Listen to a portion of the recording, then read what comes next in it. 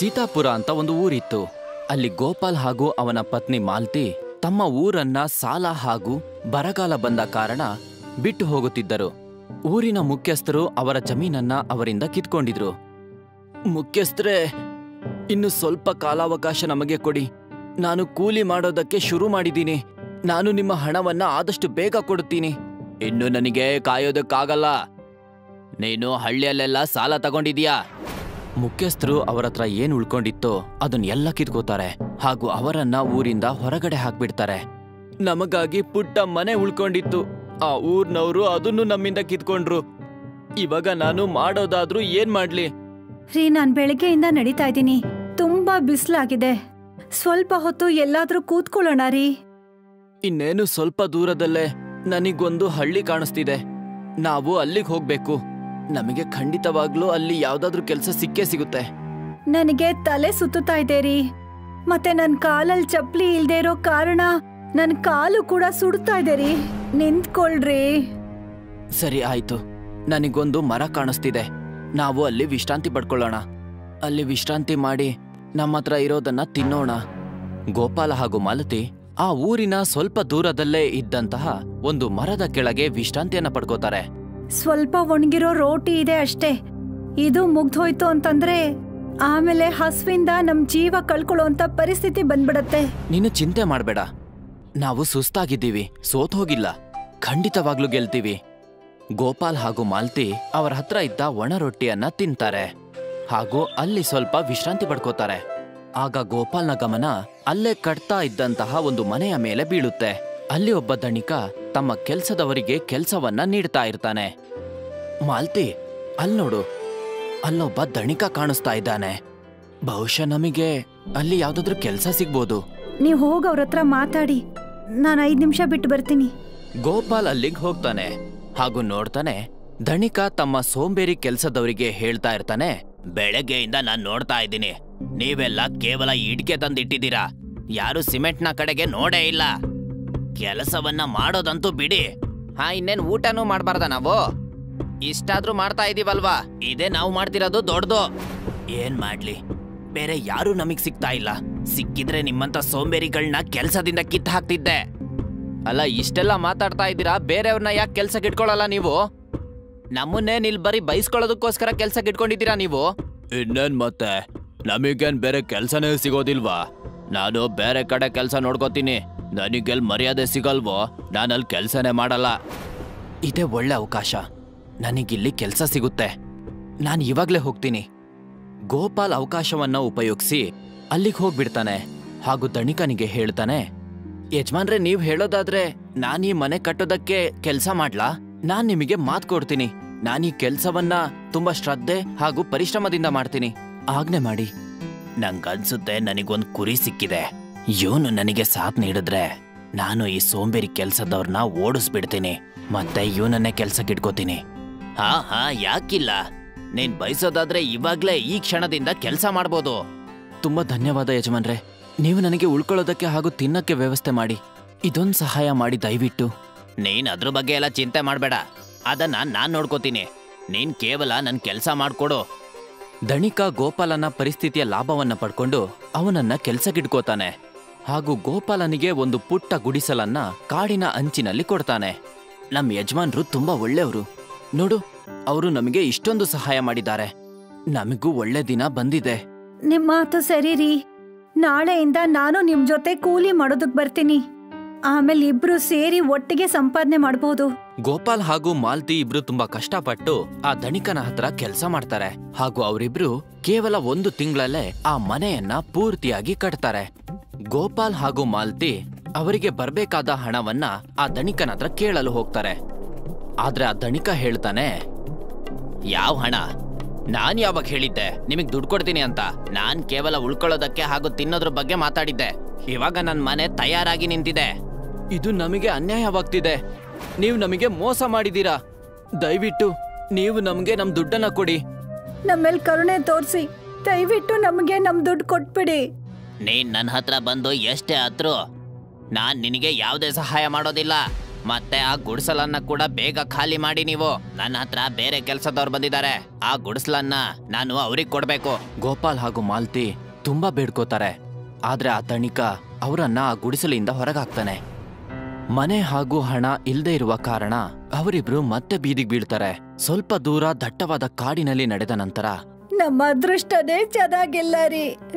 ನಾವ್ ಯಾವ ಜನ್ಮದಲ್ಲಿ ಏನ್ ಪಾಪ ಮಾಡಿದ್ವೋ ಏನೋ, ಆ ದೇವ್ರು ಯಾಕೆ ನಮ್ಗೆ ಶಿಕ್ಷೆ ಕೊಡ್ತಿದ್ದಾನೆ? ಖಂಡಿತವಾಗ್ಲೂ ಹಿಂದಿನ ಜನ್ಮದಲ್ಲಿ ನಾವ್ ಯಾವ್ದೋ ಪಾಪ ಮಾಡಿರ್ತೀವಿ. ಇಲ್ಲ ಅಂದಿದ್ರೆ ದೇವ್ರು ನಮ್ಮ ಹತ್ರ ಹೀಗೆಲ್ಲ ಯಾಕೆ ನಡ್ಕೋತಿದ್ದ? ಇವಾಗಂತೂ ನಮ್ಮ ಹತ್ರ ತಿನ್ನೋದಕ್ಕೆ ಆಹಾರನೂ ಇಲ್ಲ, ಇರೋದಕ್ಕೆ ಮನೆನೂ ಇಲ್ಲ. ಸ್ವಲ್ಪ ದೂರ ಹೋಗ್ತಾ ಇದ್ದ ಹಾಗೆ ಅವರು ನೋಡ್ತಾರೆ, ಒಂದು ಮರದ ಕೆಳಗೆ ಒಂದು ದೊಡ್ಡ ಹದ್ದಿನ ಮರಿಗಳಿಗೆ ಕಾಡು ಹಂದಿಗಳು ತೊಂದರೆ ಕೊಡ್ತಾ ಇರ್ತವೆ. ಅಲ್ಲಿ ನೋಡಿ, ಅಲ್ಲಿ ಸ್ವಲ್ಪ ಕಾಡು ಹದ್ದಿನ ಮರಿಗಳಿಗೆ ತೊಂದರೆ ಕೊಡ್ತಾ ಇದ್ದಾವೆ. ನಾವ್ ಅವನ್ನ ಕಾಪಾಡ್ಬೇಕು ರೀ. ಸ್ವಲ್ಪನಾದ್ರೂ ಪುಣ್ಯ ಮಾಡ್ಬೇಕಲ್ವಾ? ಹೋಗೋ ಹೋಗೋ ಹೋಗೋ. ಗೋಪಾಲ ಆ ಹಂದಿಗಳನ್ನ ಓಡಿಸ್ತಾನೆ ಹಾಗೂ ಹದ್ದಿನ ಪುಟ್ಟ ಮರಿಗಳನ್ನ ಅವನು ಕಾಪಾಡ್ತಾನೆ. ಆಗ ಆ ಮರಿಗಳ ತಾಯಿ ಅಲ್ಲಿಗೆ ಬರುತ್ತೆ ಹಾಗೂ ಹೇಳುತ್ತೆ, ಧನ್ಯವಾದ, ನೀನು ನನ್ನ ಮಕ್ಕಳನ್ನ ಕಾಪಾಡಿದ್ಯಾ. ಇದನ್ನ ನಾನು ಯಾವತ್ತೂ ಮರೆಯಲ್ಲ. ಒಂದ್ ವೇಳೆ ನೀವೆಲ್ಲ ಅಂದಿದ್ರೆ ಅವು ನನ್ನ ಮಕ್ಕಳಿಗೆ ಇನ್ನು ಜಾಸ್ತಿ ತೊಂದರೆ ಕೊಡ್ತಾ ಇದ್ವು. ನೀನ್ ಹೇಗ್ ಮಾತಾಡಕ್ ಸಾಧ್ಯ? ಇದೆಲ್ಲ ಹೇಗ್ ಸಾಧ್ಯ? ನನಗಂತೂ ನಂಬಕ್ಕೆ ಆಗ್ತಿಲ್ಲ. ನಾನೊಬ್ಳು ಮಾಯಾವಿ ಹದ್ದು. ನನ್ನ ಗೂಡು ಜೋರಾದ ಗಾಳಿಯಿಂದ ಕೆಳಗಡೆ ಬಿದ್ದು ಹೋಯ್ತು. ಈಗೇನ್ ಹೇಳೋದು ನಿನ್ಗೆ? ಮನೆ ನಮ್ದು ಹಾಳಾಗ್ ಹೋಗಿದೆ. ನೀನು ನನ್ ಮಕ್ಕಳ ಪ್ರಾಣ ಕಾಪಾಡಿದ್ಯಾ, ಹಾಗಾಗಿ ಇದು ನನ್ ಕಡೆಯಿಂದ ಉಡುಗೊರೆ. ಆ ಹದ್ದು ಜೋರಾಗಿ ಹಾರುತ್ತೆ ಹಾಗೂ ಅದರ ಶಕ್ತಿಯಿಂದ ಅವರಿಗೆ ಒಂದು ದೊಡ್ಡ ಹುಲ್ಲಿನ ಮನೆಯನ್ನ ಮಾಡಿಕೊಡುತ್ತೆ ಹಾಗೂ ಹೇಳುತ್ತೆ, ತುಂಬಾ ದೊಡ್ಡದಾಗಿರೋ ಹುಲ್ಲಿನ ಮನೆ. ಇದ್ರಲ್ಲಿ ನೀನು ನಿನ್ ಹೆಂಡತಿ ಜೊತೆ ವಾಸ ಮಾಡಬಹುದು. ಆಮೇಲೆ ನೀನು ನಿನ್ನ ಗುಣ ಮತ್ತೆ ಕಷ್ಟದ ಫಲದಿಂದ ತುಂಬಾ ಚೆನ್ನಾಗಿರೋ ಒಂದು ಒಳ್ಳೆ ಮನೆ ಕಟ್ಟಿಸ್ಕೋ. ನಾನೀಗ ನಿನ್ಗೆ ಆಶೀರ್ವಾದ ಮಾಡ್ತೀನಿ. ಆ ಜನಗಳು ಅವ್ರ ಮನೆನ ನಿನ್ನಿಂದನೇ ಕಟ್ಟಿಸ್ಕೋತಾರೆ. ಇಷ್ಟನ್ನ ಹೇಳಿ ಆ ಹದ್ದು ಮರಿಗಳ ಜೊತೆಗೆ ಹಾರು ಹೋಗುತ್ತೆ. ಮಾಲ್ತಿ ಹಾಗೂ ಗೋಪಾಲ್ನ ಜೀವನದಲ್ಲಿ ಸಂತೋಷ ತುಂಬಿರುತ್ತೆ. ಗೋಪಾಲ್ ಆ ಹುಲ್ಲಿನ ಮನೆಯಲ್ಲೇ ಇರಲು ಶುರು ಮಾಡ್ತಾನೆ. ಅದು ತುಂಬಾನೇ ದೊಡ್ಡದಾಗಿರುತ್ತೆ. ನೋಡ್ತಿದ್ದ ಹಾಗೆ ಗೋಪಾಲ್ ಅಲ್ಲಿ ಒಂದು ವ್ಯವಹಾರ ಕೂಡ ಶುರು ಮಾಡ್ತಾನೆ. ಇದೆಲ್ಲ ಆ ಹದ್ದಿನ ಕಾರಣದಿಂದನೇ ಆಗಿರೋದು. ನಾವು ಎಷ್ಟು ವರ್ಷದಿಂದ ನಮ್ಮ ಮನೆಗೋಸ್ಕರ ಕಾಯ್ತಾ ಇದ್ವಿ. ಮತ್ತೆ ಇವಾಗ ನೋಡು, ಪೂರ್ತಿ ಊರಲ್ಲಿ ನಮ್ ಬಗ್ಗೆನೆ ಚರ್ಚೆ ನಡೀತಾ ಇದೆ. ಎಲ್ಲರೂ ನಮ್ ತರನೇ ಮನೆ ಮಾಡ್ಬೇಕು ಅಂತ ಇದ್ದಾರೆ. ಅದಕ್ಕೆ ಅಲ್ವಾ ಹೇಳೋದು, ಎಲ್ರಿಗೂ ಸಹಾಯ ಮಾಡ್ಬೇಕು ಅಂತ. ಯಾವ್ದು ಲಭ್ಯನೋ ಅಷ್ಟೇ ನಮಗ್ ಸಿಗೋದು. ಗೋಪಾಲ್ ಹಾಗೂ ಮಾಲ್ತಿಯ ಆ ಹುಲ್ಲಿನ ಮನೆಯ ಬಗ್ಗೆ ಆ ದುಷ್ಟ ಧಣಿಕನಿಗೆ ಗೊತ್ತಾಗುತ್ತೆ ಹಾಗೂ ಅವನು ಆ ದೊಡ್ಡ ಹುಲ್ಲಿನ ಮನೆಗೆ ತಮ್ಮ ಕೆಲಸದವರ ಜೊತೆಗೆ ಅಲ್ಲಿಗೆ ಹೋಗ್ತಾನೆ. ನೀವಿಬ್ರು ಕಾಡ್ನವರಿಗೆ ಇಷ್ಟೊಂದು ಧೈರ್ಯನ? ಇಲ್ಲಿಗ್ ಬಂದು ವಾಸ ಮಾಡ್ತಾ ಇದ್ದೀರಾ, ಮತ್ತೆ ನನ್ನ ವ್ಯಾಪಾರವನ್ನ ಹಾಳು ಮಾಡ್ಬೇಕು ಅಂತಿದ್ದೀರಾ? ನಿಮಗಂತೂ ನನ್ನ ಕೆಲ್ಸದವ್ರೆ ನಿಮಗೆ ಪಾಠ ಕಲಿಸ್ತಾರೆ. ನಿಮ್ಮ ಈ ಗುಡ್ಸ್ಲಿನ್ ಮನೆ ಬಗ್ಗೆ ನಾನು ತುಂಬಾ ಕೇಳ್ಪಟ್ಟಿದ್ದೀನಿ. ನನ್ನ ಕೆಲ್ಸದವರು ಇದನ್ನ ಹೊಡೆದಾಕ್ತಾರೆ. ಈ ಮನೆಯನ್ನ ಕೆಡು ಹಾಕಿ ಮತ್ತೆ ಇವರ ವಸ್ತುಗಳನ್ನ ಹೊರಗ್ ಬಿಸಾಕಿ. ಆಯ್ತು ಯಜಮಾನ್ರೆ, ಇವಾಗ್ಲೇ ನೋಡಿ. ದಯವಿಟ್ಟು ಹಾಗ್ ಮಾಡ್ಬೇಡಿ. ಈ ಮನೆನ ತುಂಬಾ ಕಷ್ಟದಿಂದ ಕಟ್ಕೊಂಡಿದೀವಿ ನಾವು. ದಯವಿಟ್ಟು ಹಾಗ್ ಮಾಡ್ಬೇಡಿ. ಆ ಧಣಿಕನ ಕೆಲ್ಸದವರು ಅದನ್ನ ಕೆಡವಲು ಹೋದಾಗ ಅಲ್ಲಿಗೆ ಮಾಯಾವಿ ಹದ್ದು ಬರುತ್ತೆ ಹಾಗೂ ಆ ಕೆಲಸದವರ ಮುಂದೆ ಬಂದು ನಿಲ್ಲುತ್ತೆ. ಅದನ್ನ ನೋಡಿ ಧಣಿಕ ಹಾಗೂ ಕೆಲಸದವರಿಗೆ ತುಂಬಾ ಭಯವಾಗುತ್ತೆ ಹಾಗೂ ಅವರೆಲ್ಲ ಅಲ್ಲೇ ನಿಂತ್ಕೋತಾರೆ. ಒಂದ್ ವೇಳೆ ನಿಮ್ಮಲ್ಲಿ ಯಾರಾದ್ರೂ ಒಂದ್ ಹೆಜ್ಜೆ ಮುಂದೆ ಇಟ್ರು ಆಗ ಪರಿಣಾಮ ನೆಟ್ಟಗಿರೋದಿಲ್ಲ. ಹದ್ದಿನ ಈ ಮಾತನ್ನ ಕೇಳಿ ಧಣಿಕ ಹಾಗೂ ಕೆಲಸದವರು ಭಯಗೊಳ್ತಾರೆ. ನಿಮ್ಮೆಲ್ರಿಗೂ ಗೊತ್ತಿದೆ ತಾನೇ, ಹದ್ದು ಮನುಷ್ಯರ ಕಣ್ಣನ್ನ ಹೇಗ್ ಕೀಳತ್ತೆ ಅಂತ. ನಾನ್ ಕೇಳ್ಪಟ್ಟಿದ್ದೀನಿ, ಹದ್ದುಗಳು ಕಣ್ಣನ್ನ ಕೀಳ್ತಾವಂತೆ. ನಾನಂತೂ ಹೋಗ್ತೀನಿ, ನನ್ನನ್ನ ಕ್ಷಮಿಸು ಗೋಪಾಲ್. ಧಣಿಕ ತಮ್ಮ ಕೆಲಸದವರನ್ನ ಅಲ್ಲೇ ಬಿಟ್ಟು ಆ ಹದ್ದಿಗೆ ಹೆದರಿ ಅಲ್ಲಿಂದ ಓಡ್ ಹೋಗ್ತಾನೆ. ಆಗ ಗೋಪಾಲ್ ಅಲ್ಲಿದ್ದ ಕೆಲಸದವರಿಗೆ ಹೇಳ್ತಾನೆ, ನೀವೆಲ್ಲ ನೋಡಿದ್ರ ನಿಮ್ಮ ಯಜಮಾನ್ರು ನಿಮ್ಮನ್ನ ಹೇಗೆ ಒಬ್ಬಂಟಿಯಾಗಿ ಬಿಟ್ಟು ಹೋದ? ನಾನ್ ಇವಾಗ್ಲೂ ಹೇಳ್ತಾ ಇದ್ದೀನಿ, ನೀವು ನನ್ ಜೊತೆಗೆ ಸೇರ್ಕೊಳ್ಳಿ. ನಾನ್ ನಿಮಗೆ ಒಳ್ಳೆ ಸಂಬಳ ಹಾಗೂ ಒಳ್ಳೆ ಕೆಲ್ಸವನ್ನ ಕೊಡ್ತೀನಿ. ಸರಿಯಾಗಿ ಹೇಳ್ದೆ ನೀನು. ಇನ್ಮೇಲೆ ನಾವು ನಿನ್ ಜೊತೆಗೆ ಕೆಲಸ ಮಾಡ್ತೀವಿ. ಹದ್ದು ಮತ್ತೊಂದ್ಸಲ ಅವರಿಗೆ ಸಹಾಯ ಮಾಡಿ ಅಲ್ಲಿಂದ ಹಾರ್ ಹೋಗುತ್ತೆ. ಗೋಪಾಲ್ ಹಾಗೂ ಮಾಲ್ತಿ ಆ ಹುಲ್ಲಿನ ಮನೆಯಲ್ಲಿ ಸಂತೋಷದಿಂದ ವಾಸ ಮಾಡ್ತಾರೆ. ಗೋಪಾಲ ಈಗ ಆ ಊರಿಗೆ ದೊಡ್ಡ ಧಣಿಕನಾಗ್ಬಿಡ್ತಾನೆ ಹಾಗೂ ಕೆಲಸದವರ ಜೊತೆಗೆ ಜನರಿಗೆ ಮನೆಯನ್ನ ಕಟ್ಟಿ ಕೊಡ್ತಿದ್ದ. ಮೀರ್ಪುರ್ ಅನ್ನೋ ಒಂದು ಹಳ್ಳಿ ಇತ್ತು. ಆ ಹಳ್ಳಿನಲ್ಲಿ ಜಗ್ಗು ಅನ್ನೋ ಒಬ್ಬ ಭಿಕ್ಷುಕ ಇದ್ದ. ಜಗ್ಗುಗೆ ಇಬ್ರು ಮಕ್ಕಳಿದ್ರು, ರಾಜು ಮತ್ತೆ ಮಿನಿ. ಅಪ್ಪ, ನಾವು ಯಾವಾಗ್ಲಿಂದನೂ ಬಡವರಾಗೇ ಇದೀವಾ? ಇಲ್ಲ ಮಗು, ನಾವು ಮುಂಚೆನೆ ಬಡವರಾಗಿರ್ಲಿಲ್ಲ. ನನ್ನ ತಂದೆ ಅಂದ್ರೆ ನಿನ್ನ ಅಜ್ಜ ಒಳ್ಳೆ ದುಡ್ಡಿನವರಾಗಿದ್ರು. ಅವರಿಗೆ ಒಂದ್ಸಲ ಕಾಡಲ್ಲಿ ಪನೀರಿನ ಮನೆ ಸಿಕ್ಕಿತ್ತು. ಆ ಮನೆಯಿಂದ ಎಷ್ಟು ಬೇಕಾದ್ರೂ ಪನೀರನ್ನ ತೆಗಿಬೋದಿತ್ತು. ಅಪ್ಪ ಅವರು ಜಾದುವಿನ ಮನೆಯ ಪನೀರನ್ನ ತೆಗೆದು ಹತ್ರದಲ್ಲಿರುವ ಎಲ್ಲಾ ಊರುಗಳಿಗೆ ಆ ಪನೀರನ್ನ ಮಾರಿ ಬರ್ತಿದ್ರು. ಪನೀರನ್ನ ಮಾರಿ ನನ್ನ ತಂದೆ ಬಹಳ ಶ್ರೀಮಂತರಾಗಿದ್ರು. ಆದ್ರೆ ಒಂದಿನ ಆ ಊರಿನ ಮುಖ್ಯಸ್ಥ ಕಬೀರ್ ಸಿಂಗನಿಗೆ ಜಾದುವಿನ ಪನೀರ್ ಮನೆಯ ಬಗ್ಗೆ ಗೊತ್ತಾಗ್ಬಿಡ್ತು. ಭೂಪೇನ್, ನಾನ್ ಕೇಳ್ಪಟ್ಟೆ ನಿನಗೆ ಕಾಡಲ್ಲಿ ಯಾವ್ದೋ ಜಾದುವಿನ ಪನೀರಿನ ಮನೆ ಸಿಕ್ಕಿದೆ. ಹಾ ಯಜಮಾನ್ರೆ, ಸಿಕ್ಕಿದೆ. ಹಾಗೂ ಅದ್ರಿಂದನೇ ನಾನು ಇಷ್ಟು ದೊಡ್ಡ ಶ್ರೀಮಂತನಾಗಿದ್ದು. ಈ ದುಡ್ಡಿನ ವಿಚಾರದಲ್ಲಿ ಇನ್ನೊಂದ್ ಸ್ವಲ್ಪ ದಿನದಲ್ಲಿ ನಾನ್ ನಿಮ್ಗಿಂತ ಮೇಲೆ ಬರ್ತೀನಿ. ಈ ಊರಲ್ಲಿ ಎಷ್ಟೆಲ್ಲ ಡೈರಿಗಳಿದಾವೋ ಅವರಿಗೆಲ್ಲ ಪನೀರಿನ ಸಪ್ಲೈ ನಾನೇ ಮಾಡ್ತಾ ಇರೋದು. ಈ ಊರಿನ ಎಲ್ಲ ವಸ್ತುಗಳ ಮೇಲೆ ಮೊದಲ ಅಧಿಕಾರ ನಂದೇ ಇರೋದು. ನೀನು ನನಗೆ ಹೇಳ್ದೇನೆ ಆ ಜಾದುವಿನ ಮನೆಯಿಂದ ಪನೀರನ್ನ ಸಂಪಾದಿಸಿದ್ಯಾ, ಇದಕ್ಕೆ ನಿನಗೆ ಇದರ ಶಿಕ್ಷೆ ಸಿಗುತ್ತೆ. ಆ ಮುಖ್ಯಸ್ಥರು ಅಪ್ಪನಿಂದ ಎಲ್ಲದನ್ನ ಕಿತ್ಕೊಂಡ್ಬಿಟ್ರು ಹಾಗೂ ಅವರನ್ನ ಊರಿಂದ ಹೊರಗಾಕ್ಬಿಟ್ರು. ಆದ್ರೂ ಅಪ್ಪಾಜಿ ಊರಿನ ಅಕ್ಕಪಕ್ಕದಲ್ಲೇ ತಿರ್ಗಾಡ್ತಿದ್ರು. ಯಾವಾಗ ಯಾರು ಅವರಿಗೆ ಕೆಲ್ಸ ಕೊಟ್ಟಿಲ್ವೋ ಆವಾಗ ಭಿಕ್ಷೆ ಬೇಡ್ಕೊಂಡು ತನ್ನ ಜೀವನ ನಡೆಸ್ತಿದ್ರು. ಮಗು, ಆವಾಗಿಂದ ನಾವು ಬಡವರಾಗಿದ್ದೀವಿ. ಅಪ್ಪ, ಆ ಪನೀರಿನ ಮನೆ ಆ ಕಾಡಲ್ಲೇ ಇದೆಯಾ? ಇಲ್ಲ, ಇವಾಗ ಆ ಪನೀರ್ ಮನೆಯ ಬಗ್ಗೆ ಯಾವುದೇ ಮಾಹಿತಿ ಇಲ್ಲ. ಯಾವಾಗ ಊರಿನ ಮುಖ್ಯಸ್ಥರು ಆ ಮನೆಯಿಂದ ಪನೀರ್ ತೆಗಿಯಕ್ಕೆ ಹೋದ್ರೋ ಆವಾಗ ಮಾಯವಾಗೋಗಿತ್ತು. ಆವಾಗಿಂದ ಆ ಪನೀರ್ ಮನೆಯ ಬಗ್ಗೆ ಯಾವುದೇ ಮಾಹಿತಿ ಇಲ್ಲ. ಕೆಲವೊಂದ್ ದಿನ ಅಂತೂ ಜಗ್ಗು ಕುಟುಂಬದ ಪರಿಸ್ಥಿತಿ ತುಂಬಾ ಹಾಳಾಗಿರ್ತಾ ಇತ್ತು. ಅಪ್ಪಾಜಿ, ಇವತ್ತು ರಾಜುಗೆ ಆರೋಗ್ಯ ಸರಿ ಇಲ್ಲ. 2 ದಿನದಿಂದ ನಾವು ಏನು ತಿಂದೂ ಇಲ್ಲ. ತಿನ್ನೋದಕ್ಕೇನಾದ್ರೂ ತಗೊಂಡ್ ಬನ್ನಿ. ಹಾ ಮಗಳೇ, ನಾನು ಇವಾಗ್ಲೇ ಯಾರ್ದಾರ್ ಮನೆಯಿಂದ ಹೋಗಿ ಏನಾದ್ರೂ ತಗೊಂಡ್ಬರ್ತೀನಿ. ಆವತ್ತು ಜಗ್ಗು ಹಳ್ಳಿಯ ಪ್ರತಿಯೊಂದು ಮನೆನೂ ತಿರುಗ್ತಾನೆ, ಆದ್ರೆ ಅವನಿಗೆ ಯಾರು ಏನೂ ಕೊಡುದಿಲ್ಲ. ಜಗ್ಗು ಯಾವಾಗ ಮುಖ್ಯಸ್ಥರ ಮನೆಗೆ ಹೋಗ್ತಾನೋ ಅವ್ರ ಮನೆ ಒಳಗಡೆಯಿಂದ ಬಿಸಿ ಬಿಸಿ ಪರಾಟ ಸುವಾಸನೆ ಬರ್ತಾ ಇರತ್ತೆ. ಮುಖ್ಯಸ್ಥರೇ, ಬಾಗ್ಲು ತೆಗೀರಿ, ನಾನು ಜಗ್ಗು. ನಮ್ ಮಕ್ಕಳಿಗೆ ಹುಷಾರಿಲ್ಲ ಹಾಗೂ ಅವರಿಗೆ ಹೊಟ್ಟೆ ಹಸುತ್ತಿದೆ. ಅವರಿಗೆ ಏನಾದ್ರೂ ತಿನ್ನಕ್ ಕೊಡಿ. ಜಗ್ಗು, ನೀನ್ ಮತ್ತೆ ಇಲ್ಲಿಗೆ ಬಂದ್ಬಿಟ್ಟೆ. ಹೊರಟೋಗು ಇಲ್ಲಿಂದ. ಇಲ್ಲ ಅಂದ್ರೆ ಈಗ್ಲೇ ನಾನು ನನ್ನ ಕೆಲ್ಸದವ್ರಿಗೆ ಹೇಳಿ ನಿನ್ನ ಊರಿಂದ ಹೊರಗೆ ಹಾಕ್ಬಿಡ್ತೀನಿ. ನಿನ್ನ ಇಲ್ಲಿ ಇರಕ್ ಬಿಡ್ತಾ ಇದ್ದೀನಿ. ಇದೇ ನಂದು ದೊಡ್ಡಸ್ತಿಗೆ ಅನ್ಕೋ. ಮುಖ್ಯ ತನ್ನ ಕೆಲಸಗಾರರನ್ನ ಕಳ್ಸೋದಕ್ಕೂ ಮುಂಚೆ ಜಗ್ಗು ಒಂದು ಮೂಲೆನಲ್ಲಿ ಬಚ್ಚಿಟ್ಕೊಂಡು ಕೂತ್ಕೋತಾನೆ. ಸ್ವಲ್ಪ ಹೊತ್ತಿನ ನಂತರ ಮುಖ್ಯಸ್ಥ ಮನೆಗೆ ಬೀಗ ಹಾಕೊಂಡು ತನ್ನ ಜನಗಳನ್ನ ಕರ್ಕೊಂಡು ಅಲ್ಲಿಂದ ಹೋಗ್ತಾನೆ. ಜಗ್ಗು ಯೋಚನೆ ಮಾಡ್ತಾನೆ, ತನ್ನ ಮಕ್ಕಳಿಗೋಸ್ಕರ ಇವತ್ತು ಊಟನ ಕದಿಬೇಕು ಅಂತ. ಕಾಂಪೌಂಡ್ ಅನ್ನ ಹಾರ್ಕೊಂಡು ಜಗ್ಗು ಮುಖ್ಯಸ್ಥರ ಮನೆ ಒಳಗಡೆ ಹೋಗ್ತಾನೆ. ಅವನು 5-6 ಪರಾಟನ ಕದ್ದು ಅಲ್ಲಿಂದ ಓಡ್ ಹೋಗ್ತಾನೆ. ಆವತ್ತು ಜಗ್ಗು ಕುಟುಂಬ ಪರಾಟನ ತಿಂದು ಹೊಟ್ಟೆ ತುಂಬಿಸ್ಕೊಳತ್ತೆ.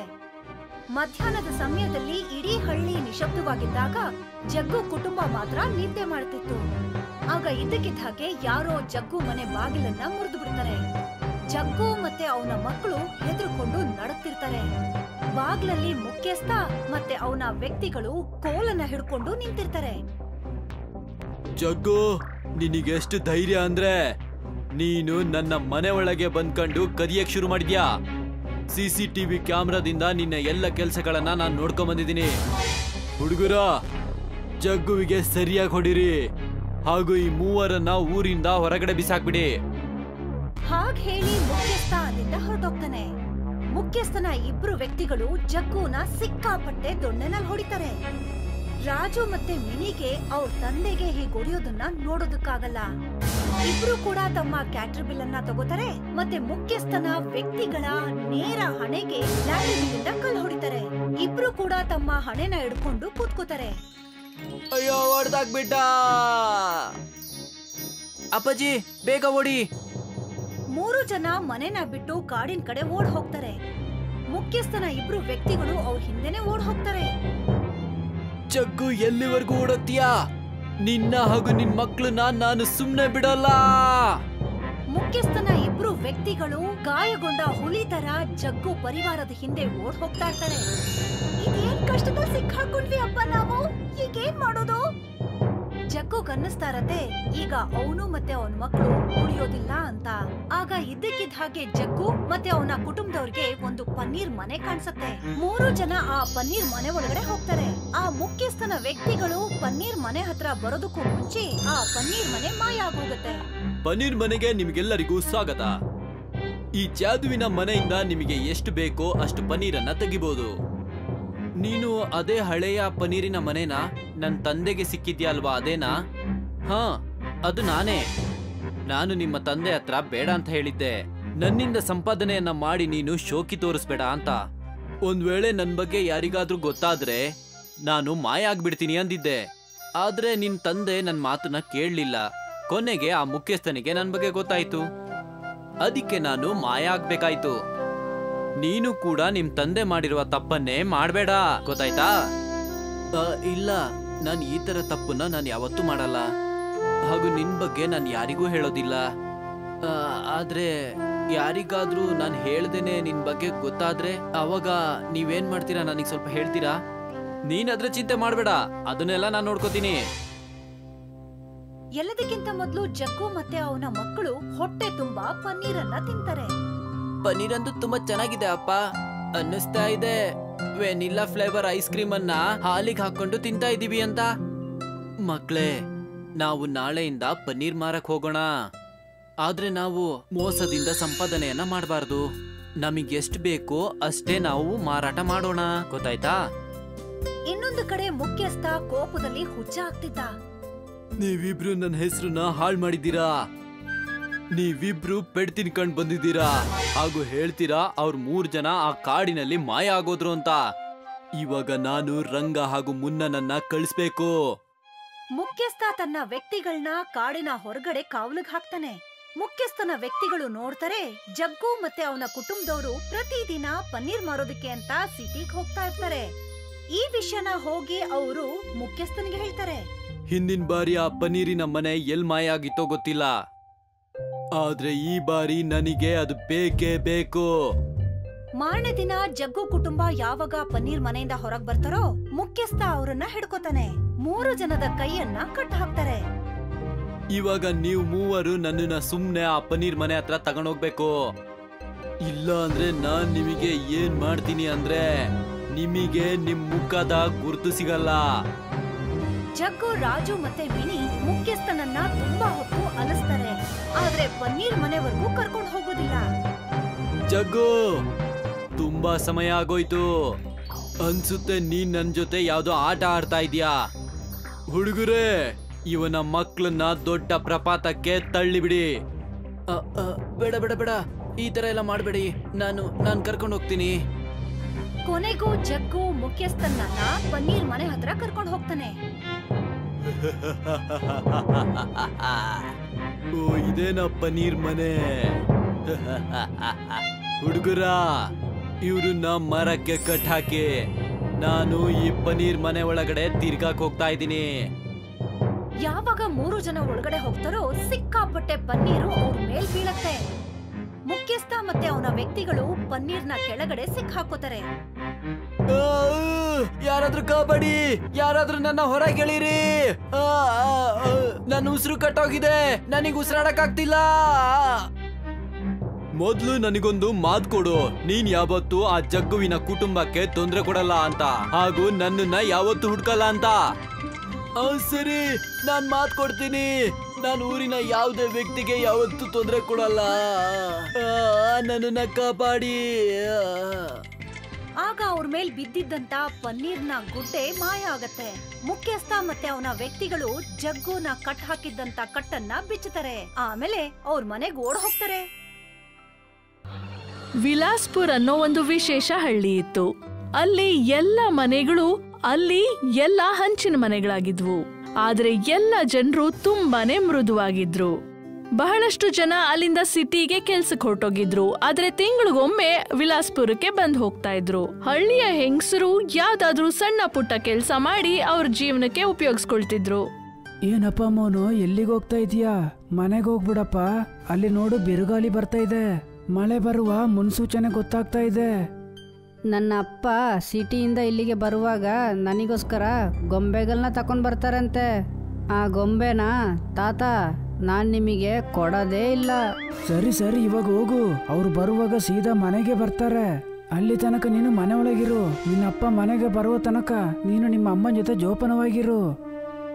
ಆಗ ಭಾರಿ ಮಳೆಯ ಸಂಕಟ ಇತ್ತು. ಇಡೀ ಹಳ್ಳಿಯವರು ಅವ್ರವ್ರ ಮನೆಯಲ್ಲಿ ಮಳೆ ನಿಲ್ಲೋದಕ್ಕೋಸ್ಕರ ಕಾಯ್ಕೊಂಡು ಕೂತ್ಕೊಂಡಿದ್ರು. ಅಮ್ಮ, ಅಪ್ಪ ಯಾವಾಗಮ್ಮ ಬರ್ತಾರೆ? ನಾನು ಎಷ್ಟೊತ್ತಿಂದ ಅವರಿಗೋಸ್ಕರ ಕಾಯ್ತಾ ಇದ್ದೀನಿ. ಬಂದ್ಬಿಡ್ತಾರೆ ಮಗ್ನೆ, ನೀನು ಆರಾಮಾಗಿರು. ನೋಡ್ತಾ ಇರು, ಅವರು ನಿನ್ಗೋಸ್ಕರ ಬಹಳಷ್ಟು ಗಿಫ್ಟ್ ತಗೊಂಡ್ ಬರ್ತಾರೆ. ಕೆಲವೇ ಸಮಯದಲ್ಲಿ ಇಡೀ ಹಳ್ಳಿಯಲ್ಲಿ ಜೋರ್ ಮಳೆ ಆಗುತ್ತೆ. ಇಡೀ ಹಳ್ಳಿ ಮುಳುಗೋ ಸಮಯ ಬರುತ್ತೆ. ಆಗ ಮೋನು ತಂದೆ ಅಲ್ಲಿಗೆ ಬಂದ್ಬಿಡ್ತಾರೆ. ಇಲ್ಲಿ ನೋಡಮ್ಮ, ನಾವು ಇವಾಗಲೇ ಇಲ್ಲಿಂದ ಹೊರಗಡೆ ಹೋಗ್ಬೇಕು. ಇಲ್ಲ ಅಂದ್ರೆ ನಾವು ಇಲ್ಲೇ ಸಿಕ್ಕಾಕೊಳ್ತೀವಿ. ಸುಮಾರು ದಿನಗಳವರೆಗೆ ಈ ಮಳೆ ನಿಲ್ಲಲ್ಲ ಅಂತ ಹವಾಮಾನ ವರದಿಯಿಂದ ಹೇಳಿದ್ದಾರೆ. ನಾವು ಇಲ್ಲೇ ಇದ್ರೆ ಅದ್ರ ಮೇಲೆ ನಮ್ಮಿಂದ ತಪ್ಪಿಸ್ಕೊಂಡು ಹೊರಗಡೆ ಹೋಗ್ಲಿಕ್ಕೆ ಆಗೋದೇ ಇಲ್ಲ. ಆದ್ರೆ ನಾವು ಎಲ್ಲಿಗಂತ ಹೋಗೋದು? ನಮ್ಮನೆ, ನಾವು ಹುಟ್ಟಿದ್ದು ಬೆಳೆದಿದ್ದು ಎಲ್ಲ ಇಲ್ಲೇ ತಾನೆ. ಈಗ ನಮ್ಮ ಹತ್ರ ಯಾವುದೇ ರೇಷನ್ ಕೂಡ ಉಳ್ದಿಲ್ವಲ್ಲ. ಮತ್ತೆ ಈ ಮನೆ ಬಿಟ್ರೆ ನಮ್ಮ ಹತ್ರ ಬೇರೆ ಯಾವುದೇ ದಾರಿ ಕೂಡ ಇಲ್ವಲ್ಲ. ಅಪ್ಪ, ನೀವು ನನಗೋಸ್ಕರ ಗೊಂಬೆನ ತಗೊಂಬಂದಿದ್ದೀರಾ ಇಲ್ವಾ? ಇಲ್ಲಿ ನೋಡಪ್ಪ, ನಾನು ಗೊಂಬೆನ ನಿನಗೆ ಆಮೇಲೆ ತೆಗೆದುಕೊಡ್ತೀನಿ. ಆದರೆ ಈ ಸಲ ನಿನಗೋಸ್ಕರ ಈ ಪುಸ್ತಕನ ತಗೊಂಡು ಬಂದಿದ್ದೀನಿ. ಇದರಲ್ಲಿ ನಿನ್ನ ಕೊರತೆಗಳನ್ನ ಬರೀ. ಆಗ ಅವನನ್ನ ಗುಮ್ಮಡ್ ಚಿಕ್ಕಪ್ಪ ಕರೀತಾರೆ. ಇಲ್ಲಿ ನೋಡಪ್ಪ ಚಂದ್ರಕಾಂತ್, ಎಲ್ಲರೂ ನದಿಯ ಆ ಭಾಗಕ್ಕೆ ಹೋಗ್ತಾ ಇದ್ದೀವಿ. ಮಳೆ ನಿಲ್ಲುವ ತನಕ ನಾವೆಲ್ಲರೂ ಅಲ್ಲೇ ಇರ್ತೀವಿ. ನಿಮಗೆ ಬೇಕಾದ ವಸ್ತುಗಳನ್ನ ತಗೊಂಡು ನಮ್ಮ ಜೊತೆ ಅಲ್ಲಿಗೆ ಬನ್ನಿ. ಆದರೆ ನಾವಲ್ಲಿಗೆ ಬಂದು ಹೇಗಿರೋದು? ಅಲ್ಲಿದ್ದುಕೊಂಡು ಏನು ಮಾಡೋದು? ನೀನು ಮೊದಲು ನಿನ್ನ ಮನೇಲಿರುವ ವಸ್ತುಗಳನ್ನ ತಕೋ. ಅಕ್ಕಿ, ಬೇಳೆ ಯಾವುದಿದ್ರೂ ಅದನ್ನು ತಕೋ. ನಾವು ಅಲ್ಲಿಗೆ ಹೋದ್ರೆ ಜೀವಂತವಾಗಿರ್ಲಿಕ್ಕಾಗೋದು. ಸ್ವಲ್ಪ ದಿನಗಳವರೆಗೆ ಅಲ್ಲೇ ಇರಬೇಕು. ಒಂದು ವೇಳೆ ಈ ನದಿಯ ನೀರೆಲ್ಲ ನಮ್ಮ ಮನೆ ಒಳಗೆ ಬಂತು ಅಂತ ಅನ್ಕೋ, ನಮ್ಮ ಮನೆ ಖಂಡಿತ ಇರೋದಿಲ್ಲ. ಚಂದ್ರಕಾಂತ್ ಅವನ ಪರಿವಾರ ಮತ್ತೆ ಬೆಲೆ ಬಾಳುವ ವಸ್ತುಗಳನ್ನು ತಗೊಂಡು ಇನ್ನೇನು ಹೋಗ್ತಿದ್ದ. ಮೋನು ಅವನ ಜೊತೆ ಪುಸ್ತಕ ತಗೊಂಡ. ಮಗ್ನೆ, ನಿನ್ ಪುಸ್ತಕ ನನಗ್ ಕೊಡು. ಇಲ್ಲ ಅಂದ್ರೆ ನಿನ್ ಪುಸ್ತಕ ಮಳೇಲಿ ನೆಂದು ಹೋಗ್ಬಿಡತ್ತೆ. ಸರಿಮಾ. ಇಡೀ ಹಳ್ಳಿಯವರು ನದಿಯಿಂದ ಆ ಕಡೆ ಸಿಗ್ತಾರೆ. ಎಲ್ರೂ ಅವ್ರ ಕೈಯಲ್ಲಿ ಏನನ್ ತಗೊಂಡು ಹೋಗಕ್ಕಾಗುತ್ತೋ ಅದನ್ನ ತಗೊಂಡು ನದಿಯಿಂದ ಆ ಕಡೆ ಹೊರಟೋಗ್ತಾರೆ. ಒಬ್ರೊಬ್ರು ಊಟ ತಗೊಂಡ್ರೆ ಇನ್ನೊಬ್ಬೊಬ್ರು ಬಟ್ಟೆ ಮತ್ತೆ ಒಡವೆ ತಗೊಂಡಿದ್ರು. ಮತ್ತೆ ಇನ್ನು ಕೆಲವು ಹಳ್ಳಿಯವರು ಮಳೆ ನಿಲ್ಲೋದಕ್ಕೋಸ್ಕರನೇ ಕಾತುರದಿಂದ ಕಾಯ್ತಾ ಇರ್ತಾರೆ. ಪೂರ್ತಿ ಒಂದು ದಿನ ಆ ನದಿ ತೀರದಲ್ಲಿ ಕಳೆಯೋಷ್ಟ್ರಲ್ಲಿ ರೇಷನ್ ಕೂಡ ಉಳಿದಿರ್ಲಿಲ್ಲ, ಮತ್ತವ್ರಿಗಿರಕ್ಕೂ ಜಾಗ ಇರ್ಲಿಲ್ಲ. ಹೀಗೆ ನೀರ್ ಜಾಸ್ತಿ ಆಗ್ತಿತ್ತು. ಒಂದು ವೇಳೆ ಮಳೆ ಇದೇ ತರ ಸುರಿತಾ ಇದ್ರೆ ನಮ್ಮಲ್ಲಿ ಯಾರನ್ನೂ ಜೀವಂತವಾಗಿರಲ್ಲ. ನಾವು ಆ ಇಂದ್ರದೇವನಿಗೆ ಪೂಜೆ ಮಾಡಬೇಕು. ಅವಾಗ ಏನಾದ್ರೂ ಒಂದು ದಾರಿ ಸಿಗಬಹುದು. ಅದನ್ನು ಬಿಟ್ಟು ನಮ್ಮಿಂದ ಇದನ್ನು ಏನು ಮಾಡ್ಲಿಕ್ಕಾಗಲ್ಲ. ಇಂದ್ರದೇವ, ಕರುಣೆ ತೋರಿಸಿ. ನಮ್ಮ ಜೊತೆ ವಯಸ್ಸಾದವರು ಮಕ್ಕಳೆಲ್ಲ ಇದ್ದಾರೆ. ಕರುಣೆ ತೋರಿಸಿ. ಎಲ್ಲರ ಜೀವನ ಅಪಾಯದಲ್ಲಿದೆ. ಅವರ ಪ್ರಾರ್ಥನೆ ಕೇಳಿ ಒಂದು ದೊಡ್ಡ ಬೆಳಕು ಬರುತ್ತೆ. ಮತ್ತೆ ಇಂದ್ರದೇವ ಪ್ರತ್ಯಕ್ಷರಾಗ್ತಾರೆ. ಹೀಗೆ ಮಳೆ ಬರಲಿಕ್ಕೆ ಕಾರಣ ನೀವು ಮಾತ್ರ. ನಾನು ಪ್ರಕೃತಿನ ತಡೆದು ಮಳೆನ ನಿಲ್ಲಿಸ್ಲಿಕ್ಕಾಗಲ್ಲ. ಆದರೆ ನಿಮ್ಮನ್ನ ನನ್ನಿಂದ ಖಂಡಿತ ಕಾಪಾಡಲಿಕ್ಕಾಗುತ್ತೆ. ನಿನ್ನ ಮಗನ ಜೊತೆ ಒಂದು ಪುಸ್ತಕ ಇದೆ. ಆ ಪುಸ್ತಕದಲ್ಲಿರುವ ಹಾಳೆಗಳನ್ನ ಇಟ್ಕೊಂಡು ಅವನು ಎಷ್ಟು ಮನೆಗಳನ್ನ ಕಟ್ತಾನೋ ಆ ಮನೆಗಳು ನಿಜವಾಗ್ಲೂ ಮನೆಗಳಾಗುತ್ತೆ, ಮಳೆಯಲ್ಲಿ ನೆನೆಯಲ್ಲ. ಹಾಗೆ ಮಳೆ ನಿಂತ ಮೇಲೆ ಎಲ್ಲ ಮನೆಗಳು ಚೆನ್ನಾಗಿ ಆಗುತ್ತೆ. ಇಷ್ಟನ್ನ ಹೇಳಿ ಇಂದ್ರದೇವ ಅಲ್ಲಿಂದ ಹೊರಟೋಗ್ತಾರೆ. ಮತ್ತೆ ಮೋನು ಪೇಪರ್ ಇಂದ ಬಹಳಷ್ಟು ಚಿಕ್ಕ ಮನೆಗಳನ್ನ ಮಾಡ್ತಾನೆ. ಅದನ್ನ ಕೆಳಗಡೆ ಇಡೋ ಅಷ್ಟರಲ್ಲಿ ನೋಡ್ತಾ ಇದ್ದ ಹಾಗೆ ದೊಡ್ಡ ಪೇಪರಿನ ಮನೆ ಅದಾಗ್ಬಿಡತ್ತೆ. ಇಡೀ ವಿಲಾಸ್ಪುರದವರು ಪೇಪರ್ನ ಮನೇಲಿ ಇರಕ್ ಶುರು ಮಾಡ್ತಾರೆ. ಮಳೆ ಬಹಳ ಜೋರಾಗಿ ಬರ್ತಾನೆ ಇತ್ತು. ಅಮ್ಮ, ನನಗೆ ತುಂಬ ಹೊಟ್ಟೆ ಹಸಿವಾಗ್ತಿದೆ ಅಮ್ಮ.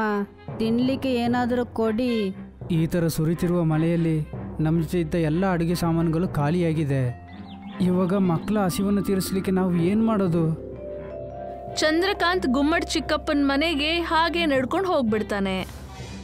ಏನಾಯ್ತಪ್ಪ ಚಂದ್ರಕಾಂತ್, ಈ ಮಳೆಯಲ್ಲಿ ಯಾಕೆ ಹೊರಗಡೆ ಸುತ್ತಾಡ್ಕೊಂಡಿದ್ಯಾ?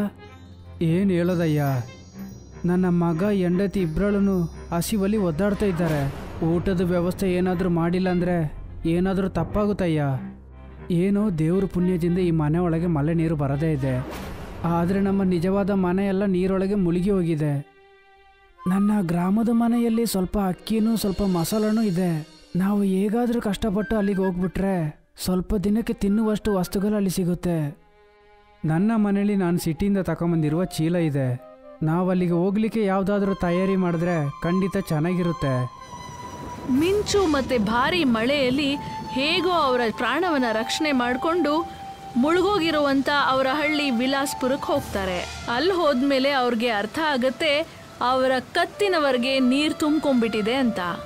ಇಲ್ಲಿ ನಮ್ಮ ಕುತ್ತಿಗೆ ತನಕ ನೀರು ಇದೆ. ನಮ್ಮ ಮನೆಯಲ್ಲಿರುವ ಅಡಿಗೆ ಸಾಮಾನೆಲ್ಲ ಈ ನೀರಲ್ಲಿ ಒದ್ದೆಯಾಗಿರುತ್ತೆ ಅಲ್ವಾ? ನಾವಿಲ್ಲಿಂದ ವಾಪಸ್ ಹೋಗೋದೇ ಒಳ್ಳೆಯದು. ಇಲ್ಲ, ನಾನು ಆಹಾರದ ವಸ್ತುಗಳನ್ನೆಲ್ಲ ಮೇಲೆ ಡ್ರಮ್ ಒಳಗೆ ಇಟ್ಟಿದ್ದೀನಿ. ಆದ್ರಿಂದ ಒಳಗಿರುವ ವಸ್ತುಗಳು ಖಂಡಿತ ಒದ್ದೆಯಾಗಿರೋದಿಲ್ಲ. ಅದನ್ನು ತಗೊಂಬಂದ್ರೆ ನಮಗೆ ಆಹಾರಕ್ಕಾಗುತ್ತೆ. ಸರಿ ಇರಿ, ನಾನು ಹೋಗಿ ತಗೊಂಬರ್ತೀನಿ, ನೀವು ಇಲ್ಲೇ ಇರಿ. ಚಂದ್ರಕಾಂತ್ ಗುಮ್ಮಡ್ ಚಿಕ್ಕಪ್ಪನ ಮನೆಗೆ ಹೋಗಿ ಅವ್ರ ಮನೆ ಅರ್ಧಕ್ಕೆ ತುಂಬೋಗಿತ್ತು. ಅಲ್ಲಿ ಹೋಗಿ ರೇಷನ್ನ ತಗೊಂಡು ಆಚೆ ಬರ್ತಾನೆ. ಗುಮ್ಮಡ್ ಚಿಕ್ಕಪ್ಪ ಮತ್ತೆ ಚಂದ್ರಕಾಂತ್ ಎಲ್ಲ ರೇಷನ್ನ ತಗೊಂಡು ಪೇಪರ್ನ ಮನೆಗಳ ಹತ್ರ ಬರ್ತಾರೆ. ಈ ರೇಷನ್ನ ನೋಡಿ ಇಡೀ ಹಳ್ಳಿಯವರು ಬಹಳ ಸಂತೋಷ ಪಡ್ತಾರೆ. ಈ ಅಕ್ಕಿಯಿಂದ ನಾವು ಕಿಚಡಿ ಮಾಡ್ಕೊಂಡು ತಿನ್ಬೋದು. ಈ ರೀತಿ ನಾವು ಇನ್ನೂ ಸ್ವಲ್ಪ ದಿನ ಆರಾಮಾಗಿ ಇಲ್ಲಿರಬಹುದು. ಮತ್ತೆ ಎಲ್ರಿಗೂ ಹೊಟ್ಟೆ ತುಂಬಿಡುತ್ತೆ. ಪೂರ್ತಿ 2 ದಿನ ಕಳೆದ್ಮೇಲೆ ಮಳೆ ನಿಧಾನವಾಗಿ ಕಮ್ಮಿ ಆಗತ್ತೆ. ಮಳೆ ಸ್ವಲ್ಪ ಕಮ್ಮಿ ಆಗ್ತಾ ಇದೆ. ಈ ಥರನೇ ಹೋದರೆ ನಮ್ಮ ಗ್ರಾಮ ನಮಗೆ ಸಿಗುತ್ತೆ. ನಾವು ಪುನಃ ಅಲ್ಲಿಗೆ ಹೋಗ್ಬಿಟ್ಟು ಬದುಕಬಹುದು. ಕೆಲವೇ ಕ್ಷಣಗಳಲ್ಲಿ ಮಳೆ ನಿಂತು ಹೋಗುತ್ತೆ. ಮತ್ತೆ ಎಲ್ರೂ ಬಹಳ ಸಂತೋಷ ಪಡ್ತಾರೆ. ಮಳೆ ನಿಂತು ಹೋದ ಕೂಡ್ಲೆ ಇಂದ್ರದೇವ ಹೇಳಿದ ಹಾಗೆ ಆ ಪೇಪರ್ನ ಮನೆಗಳು ಹಾಗೆ ಮಾಯವಾಗ್ಬಿಡ್ತವೆ. ಎಲ್ರೂ ಅವರ ಹಳ್ಳಿ ವಿಲಾಸ್ಪುರಕ್ಕೆ ಹೋಗಿ ಮಳೆ ನೀರು ಕಡಿಮೆ ಆಗೋದಕ್ಕೆ ಕಾಯ್ತಾ ಇರ್ತಾರೆ. ಅರೆ, ಇಷ್ಟು ದಿನ ಮನೆಯೆಲ್ಲ ನೀರಲ್ಲಿ ಒದ್ದೆಯಾಗಿದ್ರು ಸಹ ಯಾವುದೂ ಬಿದ್ದೋಗಿಲ್ಲ. ಎಲ್ಲ ದೇವರ ಮಹಿಮೆ. ಇವಾಗ ನಾನು ನಿಜವಾದ ಮನೇಲಿ ಇರ್ತೀನಿ. ಹೌದು ಮಗ್ನೆ, ನೀನೀಗ ಇಲ್ಲಿರ್ತೀಯ. ಇಡೀ ಹಳ್ಳಿಯವರು ಅವರ ಮನೆಗಳು ಹಾಗೆ ಇರೋದನ್ನ ನೋಡಿ ಸಂತೋಷವಾಗಿ ಅವರ ಜೀವನ ವಿಲಾಸ್ಪುರದಲ್ಲಿ ಸಾಗಿಸ್ತಾರೆ.